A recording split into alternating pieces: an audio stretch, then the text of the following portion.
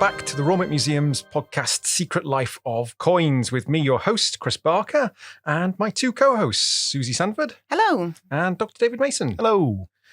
In our intro, you heard the noise of the raging Battle of Naseby, or at least the sealed not recreation of it. But why were Susie and I there? Well, today we're going to explore how the state has used the coinage to convey powerful political messages to its people.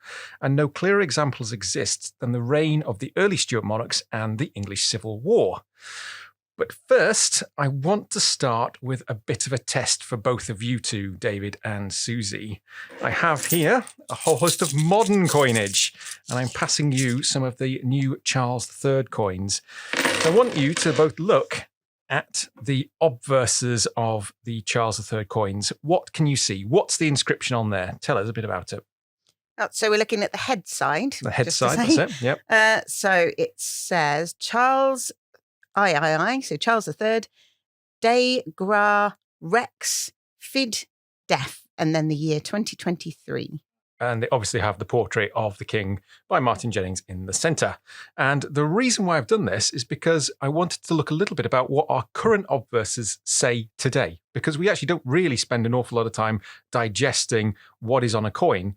But in essence, the obverse particularly is a mobile history lesson in your pocket. And if we break it down a bit, we can start to see that. The first thing to note is that it's Charles. It's not Carolus. So what we're seeing there is English rather than Latin, whereas the rest is in Latin. So the previous Charles on their coins would have had Carolus rather than Charles. Yeah, it's quite a modern, fresh choice, isn't it, to move away from that bit of Latin and just put Charles on there. It simplifies things a little bit. And that came directly from the monarch. We know Charles wanted to be seen to be modern and to be engaging with the public. And there was a concern that Carolus, people might not understand what Carolus meant, and therefore, hence Charles. Then we've got the third, because he's Charles III. But then the Latin starts to kick in. So what do we get next then? What's on your coin, Susie? So it says Rex. So you've got king on yours. So Rex relates to king, and you also get on the coinage of Queen Elizabeth, Regina, which relates to queen. And what's next? Got de gra then, or de gratia, haven't we? Which is essentially by the grace of God. Yeah, so we've got Charles III, king by the grace of God. And that touches on that idea that he's divinely appointed, or at least historically, touches on the idea of the divine appointment of the monarch by God. What's next? Fid def. Which relates to fidei defensor, which is an incredible phrase in and of itself, but relates to the idea that he's defender of the faith. So head of the Church of England, in charge of all of that. It gets more historically, not obscure, but historically interesting as you get further along, doesn't it? You start with, okay, this is the king. He is the king. He's king by the grace of God, which obviously that has historical precedence. That's, divine right of monarchs. And then fidei defensor is defender of the faith. And you start going, okay, hold on, it's 2025 now. What's all this? And that is a classic one because the defender of the faith title was originally given to Henry VIII by the Pope in the 1520s. So we've got a whole load of history there. We've got the Rex going back to like the Alfred the Great as a king. Which is the concept of kingship, full stop. You've got the divine right of kings with the de gratia, which goes back to ancient times with that link to the divine right of rule. And then you've got this fidei defensor that brings us to the Tudor period, right? So it's a whole, like you said, a history lesson in your pocket. So by breaking down the obverse, we've started to see how you can get quite a lot of information into a very, very small space. And there is a lot going on there, but it's by far and away not the biggest title in history. Right, we've got even more titles on even earlier coins. Yeah, I've got an example here from George II. I believe this inscription was so long, the portrait had to change size in order to accommodate it. So in Latin, the inscription is Georgius Secundus de gratia magnae Britanniae Franciae et Hiberniae Rex fidei defensor Brunvicensis et Lundbergensis Dux Sacri Romani Imperii Archithesaurarius et Elector.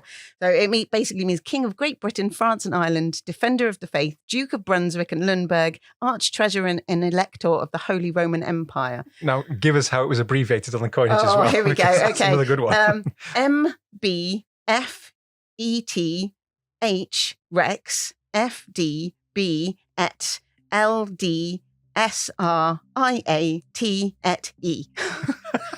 seems a little extreme. That's very extreme. I mean, I think we've got a lot on our coins, but that's another level. It does seem ludicrous, but once you kind of get your eye into the language of it and once you know what to expect, you can kind of, you can see the Rex in there. You can make out the FD is still what we have, say, on the new £1 coin today. That still has that same meaning. So we've had a bit of a look at the obverses, but the reverses as well can convey powerful political messages. So let's see how monarchs over time have used the coinage to put out messages to the public. So I'm Daniel Rignall. I am just finishing a PhD in history at the University of Leicester. I'm looking at history of religion and the Bible in 17th and 18th century Britain. So today we're going to talk a little bit about biblical inscriptions on coins, which is very much your thing. And we're going to go to the Stuart era, basically. So as a start, could you just give the listeners a bit of political context for the Stuart era in terms of the Bible, the history of the Stuart era a little bit, just a groundworks for it? Yeah, so the Stuarts, so we're talking about the first Stuart king of England, basically. We're talking about James I, who was James VI of Scotland, who ascended to the English throne in 1603 because his cousin Elizabeth had no sort of children herself. So it's a Scottish dynasty coming to England. And that's sort of, there's lots of complications surrounding that because, this is a foreign king, basically, taking over the English throne. So there's lots of politics involved in uniting those two kingdoms. And then the Stuarts, as they go on, this is sort of the most turbulent dynasty in English history, up to this point, because we're talking about the civil wars, we're talking about the revolutions at the end of the 17th century as well. So this is a sort of family that's kind of quite accustomed to change and turmoil and having to sort of put themselves out there and sort of communicate what they're all about, their sort of power. And I think coins and the Bible is one way of doing that. And certainly James I, when he comes to the English throne, he's got a tough brief, so to say, hasn't he? I mean, England and Scotland being at war, the old enemies for such a long time. Yeah, that's right. Yeah, I think there's a lot of suspicion about James from the English to have, this is because Scotland is a foreign country. And as you say, a sort of a hostile country often, not in the last few decades particularly, but certainly stretching back. So there's lots of sort of suspicion from the English about having a foreign, a Scottish king as their new monarch. So James has to do a lot of work to convince the English that this is all going to be okay and this is a good thing. So we've got the little bit of the political context there, but for modern listeners, also set the scene. How does the religious world at the time is very, very different to today. Where does the Bible fit in people's ordinary day-to-day lives? Well, I think in some ways it doesn't just fit into people's ordinary day-to-day lives. It is people's ordinary day-to-day lives. And I think we often think, the 17th century is a much more religious period than our society. But that's almost like the wrong way of looking at it. It's because we're thinking of it as religion in our perspective. We're thinking of, for us, religion is sort of a slice of society, a sort of small portion. Go to church on a Sunday. Or whatever. It's sort of, limited to that. Whereas in the 17th century, you don't really have this concept of religion because everything is religious. Everything is about Christianity, is about the church. Church and state are kind of one thing. It's not just that it's a more religious society. It is society. Yeah. The society. And so the Bible as this kind of main text, as it were, the main source of all of that knowledge and is the life of England. It's the sort of the water in which people are swimming. So you can't escape it. It's sort of, people talk about it, biblically saturated.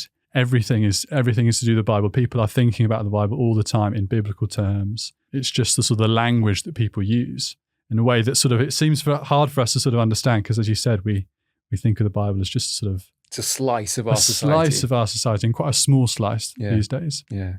I mean, that gives us a really good context then for understanding why rulers across Europe particularly may well use biblical inscriptions on their coins. It's something people can relate to on a day-to-day basis. That's right. Yeah. People will recognize the the biblical inscriptions immediately. They know exactly what's being said. They know the context surrounding it, and yeah, it's just part of that language that people are using every day. It's part of the way that people perceive themselves.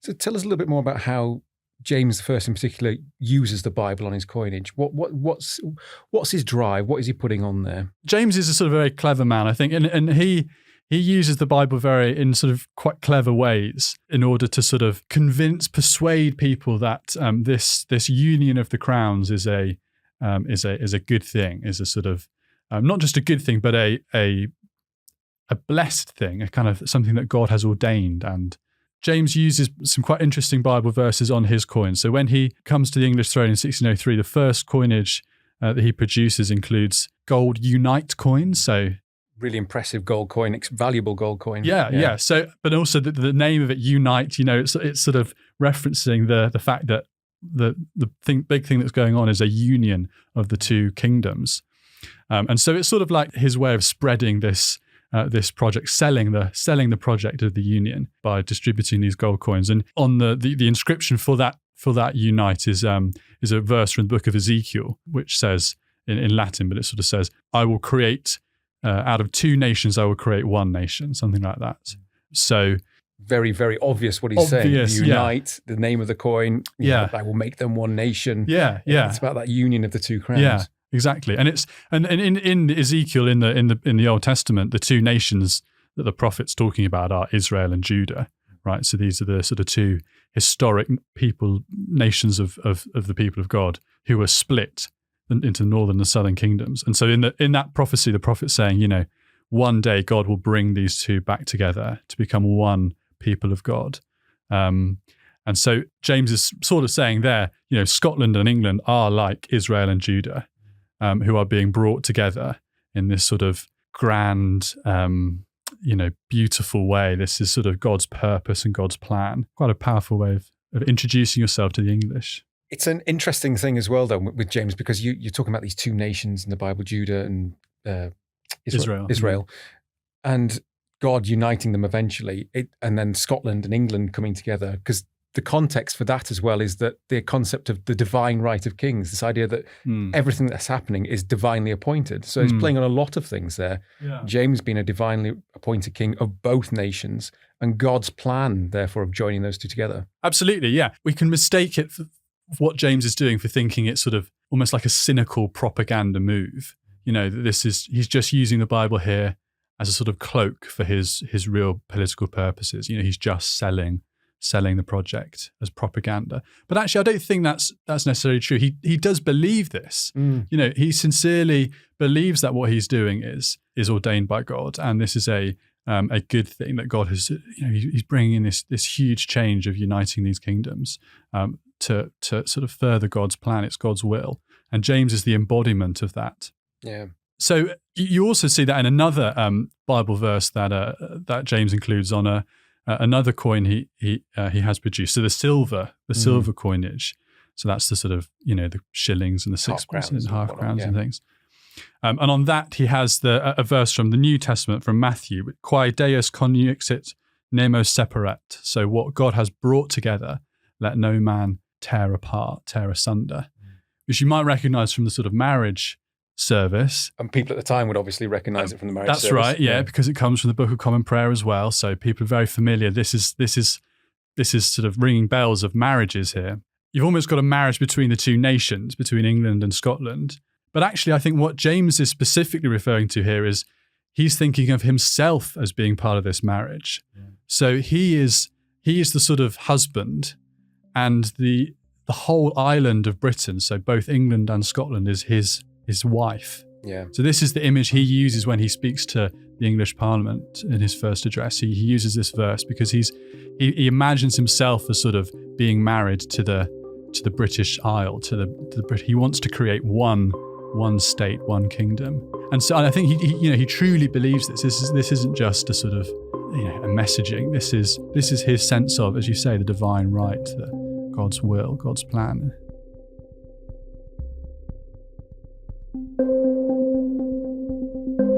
So what we get there from Daniel's interview is the sense of a not just deeply religious society, but a society in which religion actually pervades everything. It creates the sea in which everybody swims.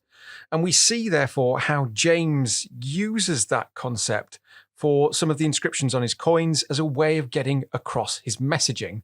And it would have been readily obvious to everybody who engaged with the coinage in their pockets and their purses what he was meaning. And you've got some very, the big hitters of biblical inscriptions on there. A DNO factum est istud et est mirab in oculis niris. Good Latin. Thank you. Gave that a good shot. This is the Lord's doing, and it is marvellous in our eyes. And you've got other popular ones as well. I'm not going to do the Latin because I can't. But you've got other popular ones as well that Daniel touches on, which is the ones that are mentioned in the marriage ceremony. So, what God hath joined together, let no man put asunder. This idea that both Scotland and England are joined together like in matrimony. I like the fact that he's used essentially a popular phrase that everybody would have known in that religious context and in their lives as well. Their daily lives. It's quite heavy-handed, really. He could not be clearer about this. There's even one comparing him to his predecessors as well. There's Henricus Rosas Regna Jacobus. So Henry the Rose, James the Kingdoms, i.e. Henry united the Roses, the Tudor dynasty, and James united the kingdoms. So not only is James setting himself in this biblical context, which people engage with on a daily basis via church and the Bible, but he's also setting himself in a historical context against one of the most famous rulers of the last century, really. But crucially, as Daniel was saying, that biblical and historical context are the same thing. That's just people's lives. That's all blend up in society. Yeah. And I really like the fact you were talking about how he's really over-egging this with his with the messaging. It could not be more obvious what he's meaning. And it's essentially sort of using their pop culture, isn't it? The things that they would have understood that we have to go back and study and work out what all these things mean. But if you were living in that time and you had a certain level of education, you just would have known. Any level of education, everyone is going to church. The Bible is life. Life is the Bible. It's the two are together. You can't separate the two in a way that we do today. And I think that's why it is quite clever. He's really promoting this political agenda of a Great Britain, the union of the two crowns, this idea of a Great Britain. And the first reference we actually get to the concept of Great Britain comes across in the coinage. We see Mag Brit, Great Britain, on the coins of James I. So with this cudgel of messaging, he's really hammering it home. And it's not just with the inscriptions either, is it? No. Even the things that you see, the imagery on the coins and the names of the coins even relate to this whole idea. Daniel mentions the unite, yet again, very obvious, the idea of union of two nations. But there are other examples as well. There are other things that crop up. So you get with the imagery and also the other names, the thistle crown, and you've got the Britain crown. So this idea of these are two separate coins, but they have imagery of both nations on there. So thistles for Scotland on an English coin, for example. And then on the other side, you've got an English rose and vice versa in Scotland. Because at this point in time, English and Scottish coinage are completely different.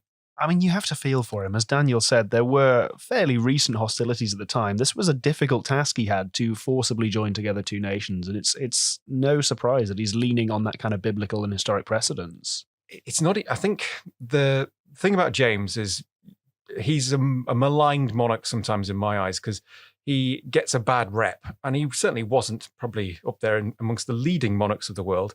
But you talk about forcefully joining them together. He wasn't. This was not done at the point of a gun or the point of a sword. This was done via dynastic succession. And he's therefore having to use what tools he's got available to try and bring, in quite a few cases, an unwilling public with him on his journey. Hence all of this inscription and messaging on his coinage.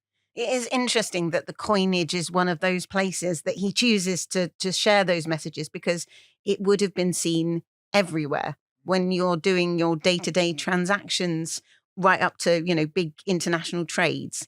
This would have been seen by everyone. Yeah, yet again, unlike today where the plastic is what we use quite a lot of, back then it's straight to the coinage, day-to-day material that people would engage with on a constant basis. With this deeply religious society, you can see how the divine right of kings can become ingrained into people's consciousness and that of the monarch. And James obviously believes that he is divinely appointed, but it's his son, Charles I, who takes that even further to the extent that he creates a civil war as a result of his belief that he is divinely able to rule however he wants. There are more things going on that lead up to this conflict. Oh, there are all kinds of political and economic problems at play here, and there are multiple wars that go into the English civil wars, not just the one. Charles he expected with this divine right of kings, he expected the MPs in Parliament to simply sort of fall in line and do what he commanded, whereas Parliament had developed this role in governing the country, and it was sort of frustrated by the fact that Charles had what they saw as sort of an arbitrary way of spending money and using his power. And it's not just the fact that the MPs believe in the divine right of kings. They see him as divinely appointed. It's just that they feel that he's not been well led. He's not been well advised, I should say. Yeah, absolutely. They refuse to continue to fund his wars with Spain. They try and attempt to rein in what they feel is his kind of misuse of spending and overtaxation. It comes to a crux a little bit later on. So basically, the king is trying to do things and Parliament's trying to rein him in, but the king's got this inbuilt sense that he must have had from Day birth, one. yeah, pretty much, that I'm divinely appointed to rule and you must do what I want. You are my subjects. You will do as I say. Very much like a continental absolutist monarch who doesn't have the checks of a parliamentary system. But of course, the MPs in Parliament are also trying to govern, and ostensibly for the good of the people, and they see this excessive spending, this overtaxation, as frustrating the carefully laid plans that they're setting.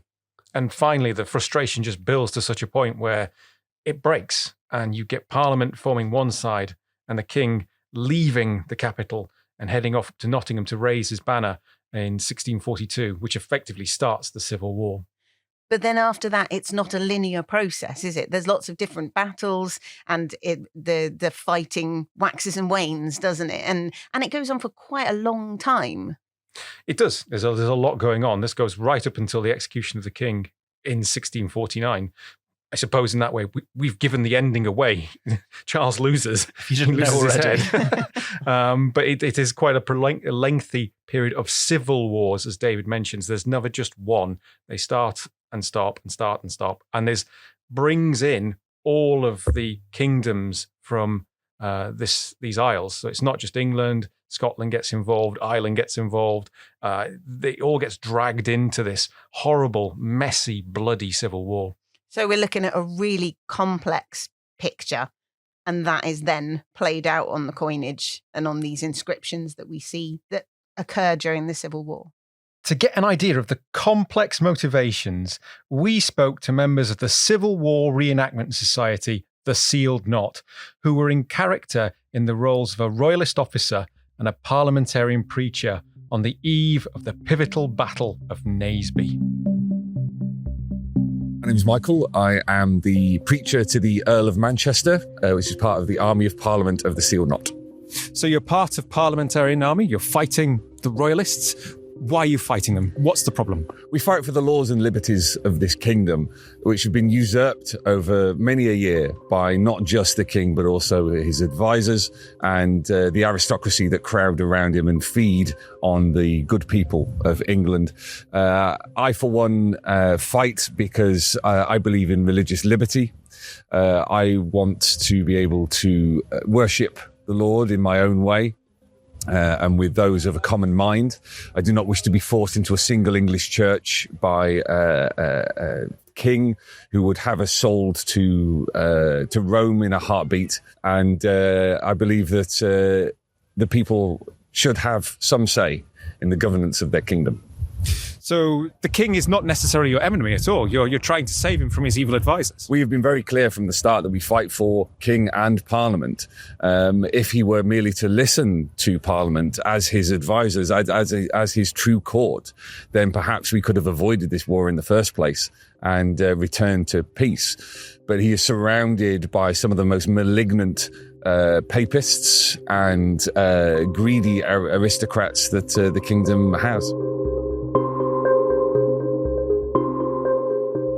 Hello, my name's Tom. I'm a royalist officer in the Sealed Knot Society. And so, as a royalist officer, why are you fighting for the king? Tell us that. Well, the king has just divine right. I mean, you can't argue with that. He was born into the role. His father was king before him. His brother unfortunately died, and he inherited the role.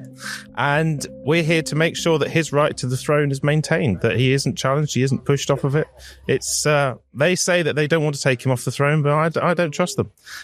They've got some strange religious variations. We've got to make sure the king maintains his right. And you're prepared to fight and die for that? I'm prepared to fight and die for that, particularly as I personally could maybe benefit quite well out of it. How would you benefit? Well, if I do well for the king and the king rewards me, I could get, knighted. I could get an earldom. I come from a more middle-class background. This could be a good way to get, up the ladder, as he's in a bit of a tight spot. So anybody who can give him help is going to be good. And we're here today on the eve of the Battle of Naseby. It's about to happen. Things aren't going too well at the moment, though, are they? I mean, it's I wouldn't say that. There's a lot of noise about these parliamentarians coming up with this new model army thing. But I mean, if you call it new model, I mean, it's not tested, is it? So, at the end of the day, I'm pretty sure our old tried and tested methods served us well at the beginning of the war. I think it'll continue to serve us well now. And what do you think about the parliamentarians? What's your view of them?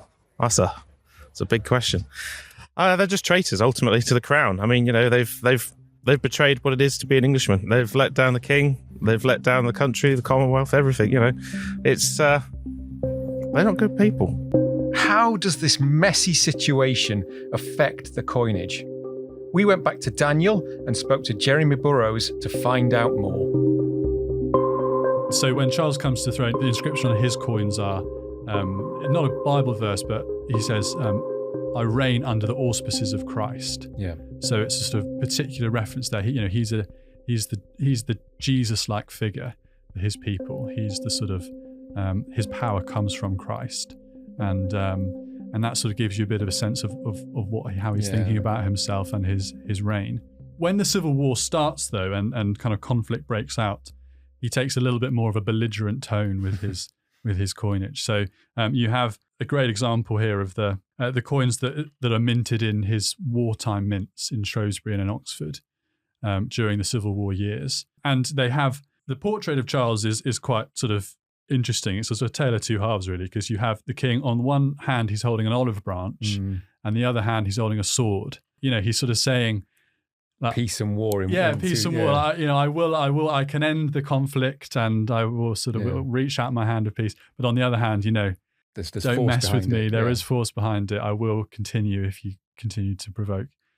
And that's reflected on the other side, which has the inscriptions, because in the middle of the coin, he puts forward this declaration, and it says "Relig prot leg ang liber par," which sort of means the Protestant religion, the laws of England, and a free parliament. And that's what Charles is promising to protect.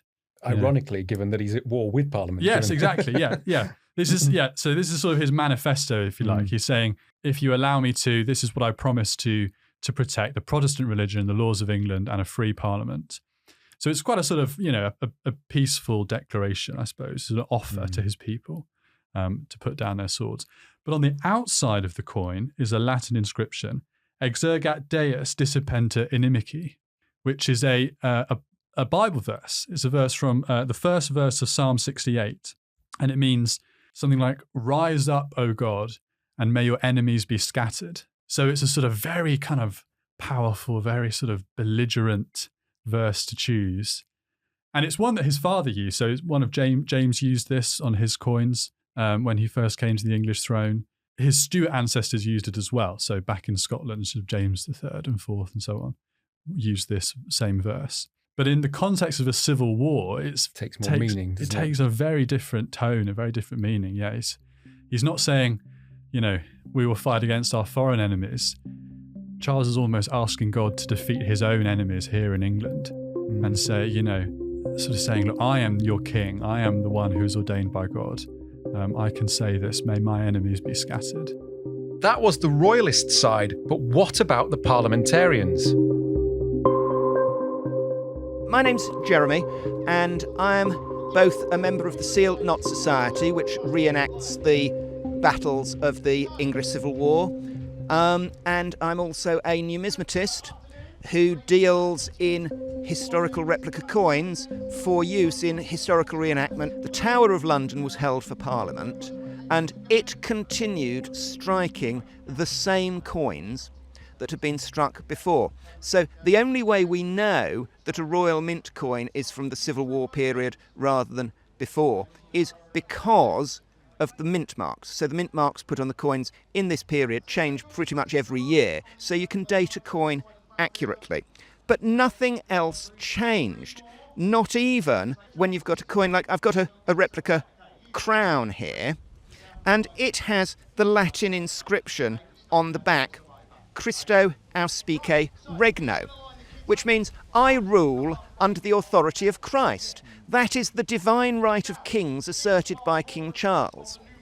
But this crown has a mint mark which tells us it was minted in 1645 or 1646, right at the end of the First Civil War, and Parliament is still striking coins with the king's claim of the divine right, which is what they were fighting again. What's going on in the Civil War is not that the king is trying to abolish Parliament and Parliament is trying to abolish the king. They're each saying the other one has overstepped its limits and we're trying to keep it within its proper limits. So Parliament is happy to continue to put the divine right of kings. Yes, you rule under the auspices of God, but you have to rule in accordance with what your Parliament wants. Whereas he's saying, I'm all for the freedom of Parliament as long as they keep their freedom to within what they're properly entitled to do. There's a bookseller here, Stuart Peachy, who has a publishing house called Partisan Press, and for the last 40 years while I've been doing this, he's been turning out little focused monographs on different areas of the Civil War and the Civil War period. And one that he's published a long time ago is the Letters of Nehemiah Wharton. And Nehemiah Wharton was a London apprentice who went to war in 1642. He fought in the Edgehill campaign, during the whole of which he sent letters back to his master in London. These letters abruptly stop after Edgehill, and the assumption is he died at Edgehill. But he tells a story, as the armies manoeuvred towards Edgehill, of two officers meeting in a lane. At this stage, they hadn't yet got a standardised form of field signs by which you recognise which side one was on. So these two officers, they didn't know whether they were looking at a friend or a foe. So one says, "Who are you for, sir?" And the other says, "I am for God, King and Parliament." And the first says, "Are you not for God and King alone?" And now they've identified that they're on different sides. But the important point is, again, the parliamentarian was fighting for God, King and Parliament. Basically, he was not saying, I'm fighting to get rid of the king. That didn't come until much later.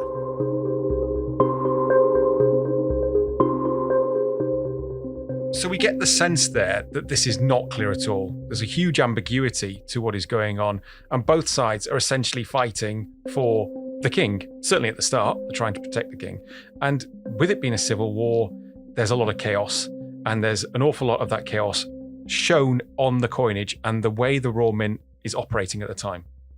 Yeah, you go from this coinage that was quite stable and stationary and actually was very focused around bringing two kingdoms together into suddenly, as you said, a bit of a chaos of coinages where you've got the king who obviously feels he is legitimate and feels he ought to continue minting in his name, and Parliament who feel that they wish to continue minting in his name but without his authority, and then you start getting all the kinds of other mess as well, don't you? Because you've gone from one, well, not just one, but you've gone from the main Royal Mint at the Tower of London before the Civil War to the king then fleeing the capital and setting up his own pseudo-royal mints at places like Oxford and York, where he's actually based, so that he can strike different coinages there.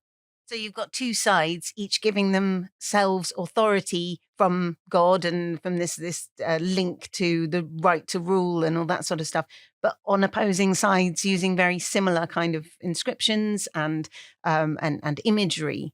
Yeah, I mean, and essentially the coinage remains very similar from that Parliament strikes to what the king is striking. I mean, the parliamentarian coinage doesn't have this rather grand declaration or the manifesto, as it were, that Daniel references, but they're still putting the king on the coins that they're making in the Tower of London, even though they're fighting against the king. It's not until the end of the Third Civil War, or right towards the end of all of these conflicts, that Parliament finally lose patience with the king and decide that he is a man of blood who cannot be trusted, and therefore he has to be removed. And that leads to the beheading of Charles in 1649.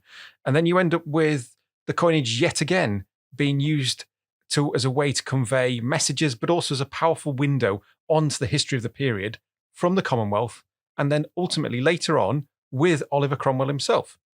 Because the Commonwealth coinage that comes after the death of the king is probably the most heraldic coinage we will ever see in this country.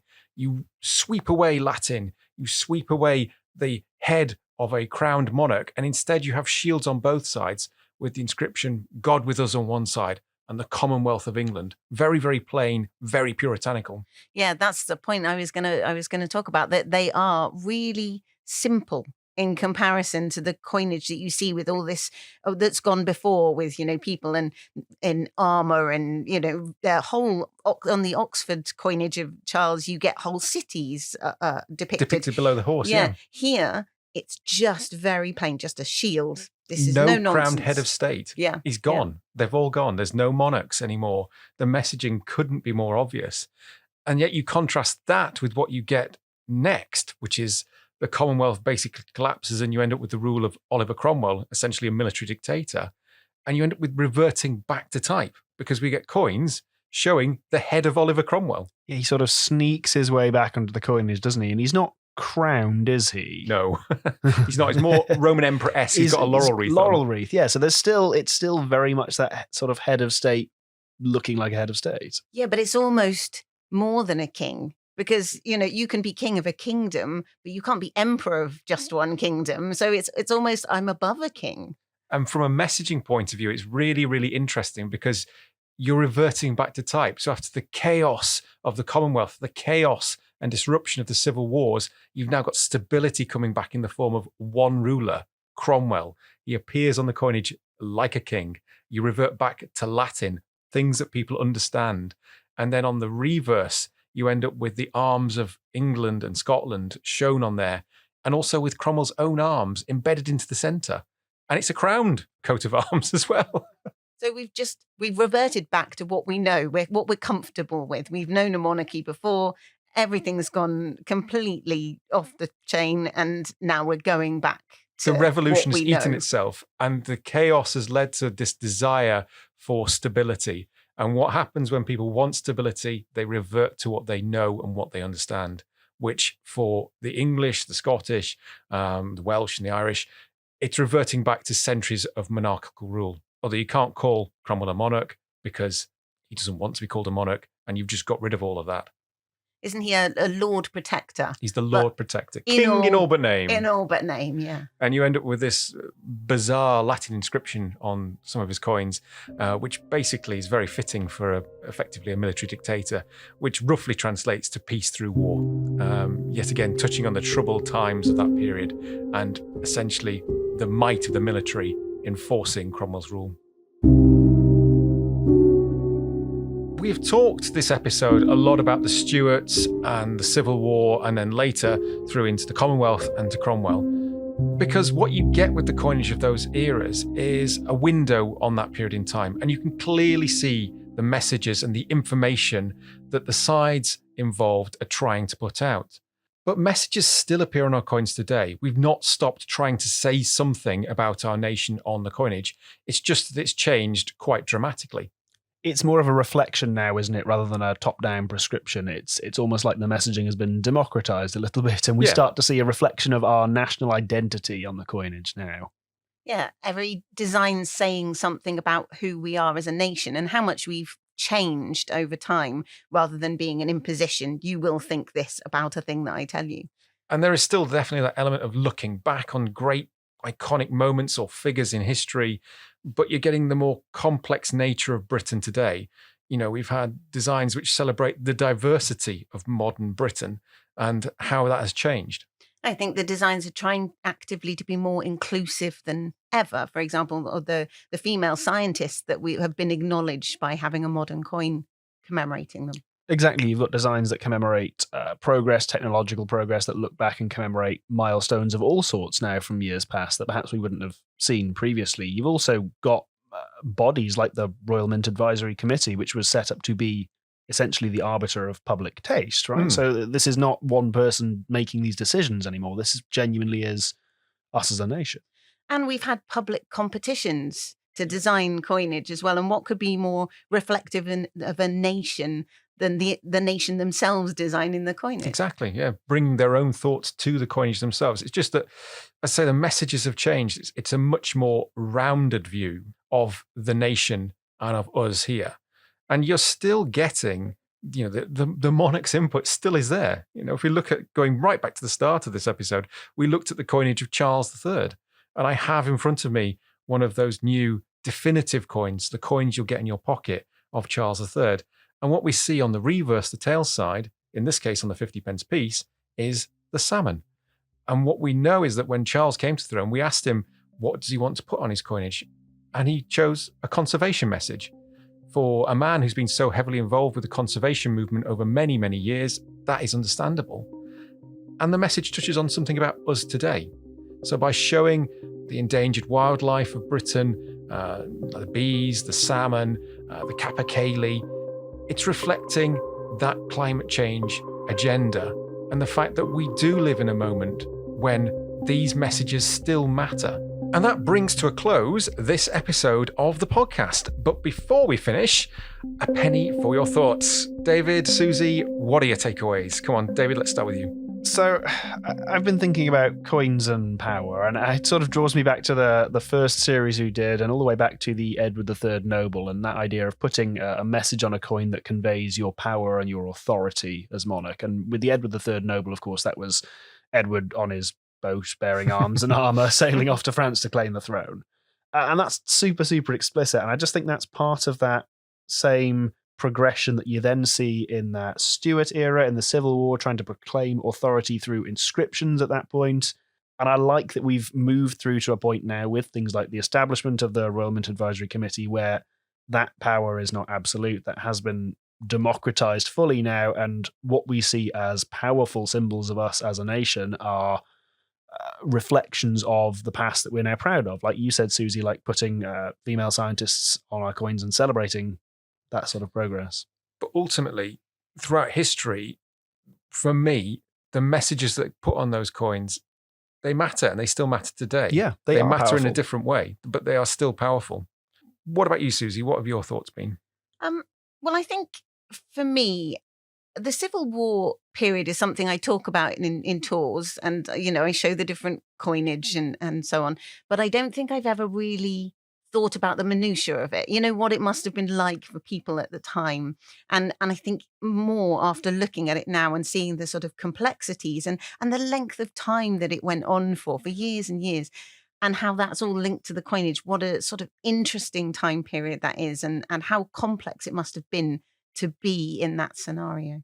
The coinage really does touch on the complexity of it all, and that's what you really get from it. The fact that Parliament is still striking coins with the king's head on, even though they're fighting against him, really speaks volumes for me about how that period must have been difficult to navigate. Absolutely, especially for the people when you're just trying to live your life and buy your daily bread. Where is all this money coming from? Who's getting what, where, and what does it all mean? It must have been a nightmare. Thank you for listening to this episode of Secret Life of Coins. I hope you've enjoyed the episode, so please do rate, like, and subscribe to us wherever you get your podcasts.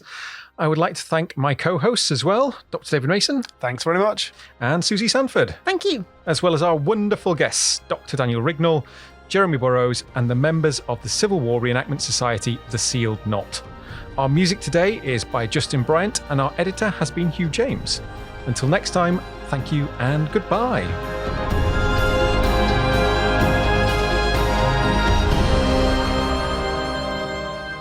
Join us next time as we delve into the way in which coins have been changed to spread powerful messages and become tokens of love between mothers and their children.